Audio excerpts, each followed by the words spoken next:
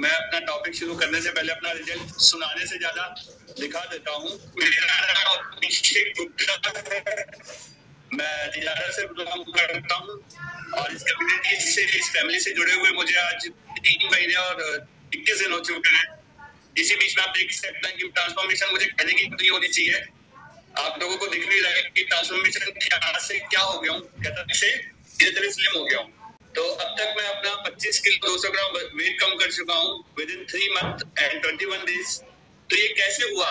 ये ऐसे हुआ कि मैं डेली अपना मतलब कि हर तरह के न्यूट्रिशन में यूज करता हूँ। विद बताते हैं मैं लीन से नहीं रहता हूँ। लीन से रहता मतलब मेरी जो डाइट होती है मैं उसको प्रॉपर तरीके से फॉलो करता हूँ। हमारा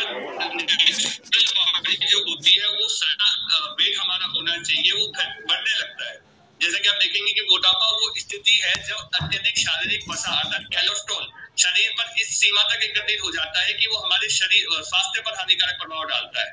जब हमारा वेट बढ़ता है, शरीर बढ़ता है, तो ये भी हो जाता है कि हमारी जो जीने की आयु है वो भी कम होने लगती है, क्योंकि बहुत सारे चैलेंजेस हमें घेर लेते हैं, बहुत सारी बीमारियां हमें घेर लेती है। आप फोटो भी देखेंगे, एक नॉर्मल व्यक्ति जो पूरा वेल वो होता है तो कैसे लगता है, और जो मोटा होता है वो तो कैसा दिखता है। तो ये होता है मोटापा। मोटापे की भी स्टेजेस होती है कि पहले नॉर्मल होता है, फिर धीरे धीरे बढ़ता है, फिर और जब ज्यादा बढ़ जाता है तो साइज ऐसा हो जाता है।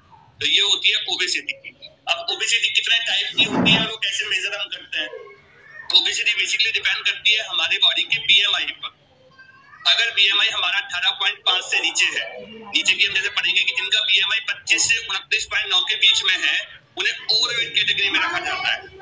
जो मोटापा नहीं है, मतलब ओवरवेट तो है लेकिन मोटापे में नहीं आते हैं। लेकिन जिनका बीएमआई 30 से 34.9 के बीच में होता है उन्हें ओबेसिटी 1 क्लास की हो जाती है, जिससे मोटापा होने का कम खतरा होता है। लेकिन अगर जैसे जैसे ये बढ़ता जाता है, बीएमआई हमारा बढ़ेगा तो मोटापा हमारा बढ़ेगा, मोटापा हमारा बढ़ेगा तो शरीर हमारा और ओवरवेट की तरफ और ओबेसिटी की तरफ जाएगा, जिससे डिजीज के चांसेस बहुत ज्यादा हो जाते हैं और हमारे शरीर को बहुत नुकसान हो जाता है, जिससे कि हम काम भी नहीं कर पाते हैं और भी चीजें बहुत हो जाती हैं।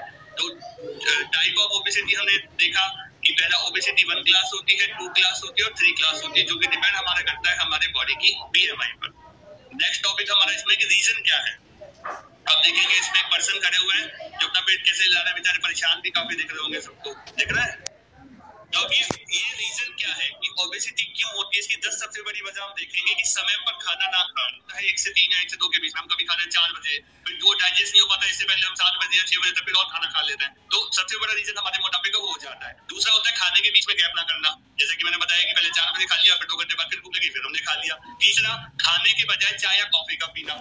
मॉर्निंग में, इवनिंग में पता नहीं कितनी चाय हमारी हो जाती थी, कितनी चाय हमने पी है, कितनी कॉफी हम पीते थे। तो ये रीजन हमारा मोटापे का सबसे बड़ा होता है। चौथा रीजन होता है रात में ज्यादा देर तक जागना। ये भी रीजन है। जागना मतलब मोबाइल में लगे रहना, टाइमली नहीं सोना। तो ये सब चीजें। पांचवी चीज की खुली हवा में नहीं रहना, पूरे दिन सिर्फ घर में रहना, मॉर्निंग वॉक के लिए नहीं जाना। तो ये रीजन भी मोटापे को, अपने शरीर को, शरीर की चर्बी को बढ़ाने का बहुत बड़ा कारण है। छठा रीजन क्या है? लगातार बैठे रहना, लेटे रहना, कि मतलब घर में एक्टिव नहीं रहना, सिर्फ बैठे रहो, या कोई काम करना है तो करो वरना बैठे रहो। कोई काम अगर कोई किसी ने कह दिया नहीं अभी नहीं करना, तो 2 मिनट बाद करूंगा, 3 मिनट बाद करूंगा, तो ये रीजन भी बड़ा होता है कि हमें लगातार बैठना नहीं है। कुछ ना कुछ एक्टिविटी आप करते रहे। अगर आप बैठे भी तो अपने पैर हिलाते रहे, जिससे आपको फिजिकल एक्टिविटी होती रहे, तो इसका इफेक्ट भी बहुत होता है। सातवां है कि सेल्फ सप्लीमेंट लेना।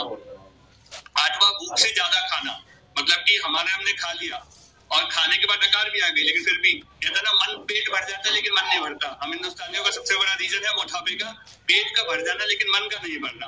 तो वो भी सबसे बड़ा रीजन है मोटापे का। और नवा, खाने में फाइबर का शामिल नहीं करना। खाना खा रहे हैं तो उसमें क्या है, कितना फाइबर है, कितनी कैलोरीज है, वो हमारे शरीर को कैसे सपोर्ट करेगा, उस चीज का हम नहीं देखते हैं। 10वां और सबसे बड़ा रीजन कम पानी का पीना। मतलब हाइट के हिसाब से, हमारे वेट के हिसाब से हमें पानी पीना चाहिए, वो पानी हम पानी का नहीं पीते हैं तो शरीर में मोटापा और बढ़ जाता है। तो ये मेनली रीजन थे मोटापे के। अब आगे चलते हैं कि सिम्टम्स क्या क्या आते हैं। सिम्टम्स क्या होता है कि मोटापा बढ़ गया तो पता कैसे लगता है? पहला तो होता है सांस का फूलना। नॉर्मली भी हम 2-4 कदम चलेंगे, शरीर अगर हमारा भारी है तो हमारी सांस बार बार फूलेगी, जिसके कारण हम चलने में भी हमें दिक्कत होगी। हम एक जगह बैठेंगे, फिर उठेंगे, फिर चलेंगे। तो सांस का फूलना मतलब हमारे शरीर में मोटापा बढ़ रहा है। दूसरा, पसीने में वृद्धि होना, कुछ भी थोड़ा सा काम किया, हल्का फुल्का सा कोई चीज उठा के इधर से उधर भी रखी तो हमें पसीना आता है, तो ये भी दिखाता है कि हमारे शरीर में मोटापा बढ़ रहा है। तीसरा, खर्राटे आना। आमतौर पर जब हम सोते हैं हमें तो पता नहीं लगता, पता लगता है हमारे बगल वाले को, वो सुबह बताता है, या तो वो रिकॉर्ड करेगा या सुबह आपको बताएगा, क्योंकि हमें विश्वास नहीं आता, हम कहते नहीं हम तो खर्राटे नहीं लेते, तो फिर वो अगली नाइट में आपको रिकॉर्ड करके सुबह सुनाएगा, देखो आपके खर्राटे हैं, तब हमें पता लगता है कि हाँ हमें खर्राटे आ रहे हैं। तो खर्राटे से भी, खर्राटा सबसे बड़ा रीजन है मोटापे का, कि मोटापा अगर आपके शरीर में है तो खर्राटे आपको सोते टाइम पर आएंगे। अगला रीजन है कि थकान महसूस होती है, कोई भी काम करो भी थकान महसूस होती है, कि थकान महसूस हो रही है, तो ये भी हमारे शरीर में मोटापे का रीजन है।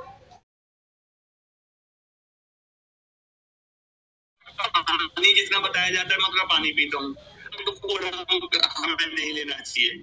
जंक फूड जितना हो सके, जितना हम बच सकते हैं हम बचें।